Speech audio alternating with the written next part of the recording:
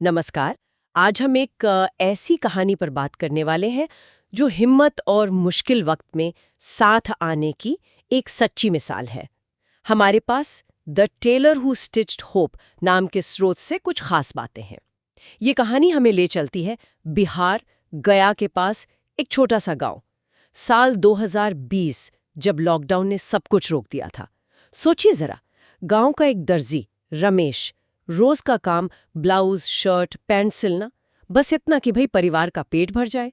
लेकिन फिर लॉकडाउन आया और अचानक सब बंद, बाजार बंद, काम बंद, कमाई का जरिया खत्म।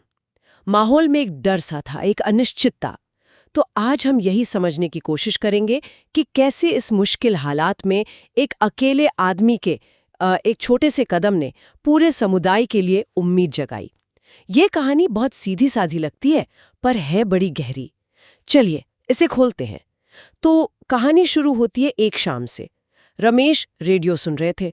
खबरों में कोरोना वायरस की ही बात थी, कैसे ये नाक और मुंह से फैलता है और मास्क कैसे रोक सकता है इसे। ये जानकारी शहरों में तो शायद पहुंच रही थी, लेकिन रमेश के गांव में वहां माहौल अलग था। हाँ, गांव में कोई मास्क नहीं पहन रहा था। लोगों की सोच थी, अरे ये तो शहर का फैशन है, बिल्कुल। गांव में क्या जरूरत है इसकी। मतलब उसे जरूरत नहीं, एक तरह का दिखावा समझ रहे थे। हाँ, देखिए, ये समझना जरूरी है कि महामारी के बिल्कुल शुरू में, खासकर ग्रामीण भारत में, स्थिति थोड़ी अलग थी।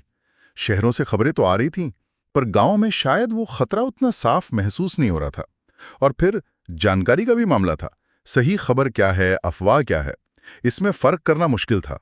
और अक्सर एक क्या कहते हैं, एक स्वाभाविक संदेह भी होता है बाहरी सलाह के प्रति। तो मास्क जैसी शहरी चीज को अपनाना, वो भी जब फायदा तुरंत न दिखे, ये एक बड़ी चुनौती थी। इसे सिर्फ अज्ञानता नहीं कह सकते। बिल्कुल सही कहा आपने। और इसी माहौल में रमेश ने कुछ अलग सोचा। रेडियो सुनने के बाद उनकी नजर पड़ी अपनी दुकान में बिखरे कपड़ों के टुकड़ों पर, कतरन, जो अक्सर बेकार समझी जाती हैं, लेकिन रमेश को उसमें एक रास्ता दिखा। शायद यही वो पल था जब एक विचार आया, क्या ये बेकार टुकड़ी किसी की जान बचा सकते हैं। उस रात रमेश ठीक से सो नहीं पाए। दिमाग में वही सब चल रहा था, रेडियो की खबर, गांव वालों की बातें। उन्होंने अपनी सिलाई मशीन उठाई, या शायद हाथ से ही सिला हो, कौन जाने, और उन कतरनों को काटना शुरू किया। आयताकार टुकड़े, और एक एक करके रात भर में उन्होंने कपड़े के करीब 50 मास्क सिल दिए।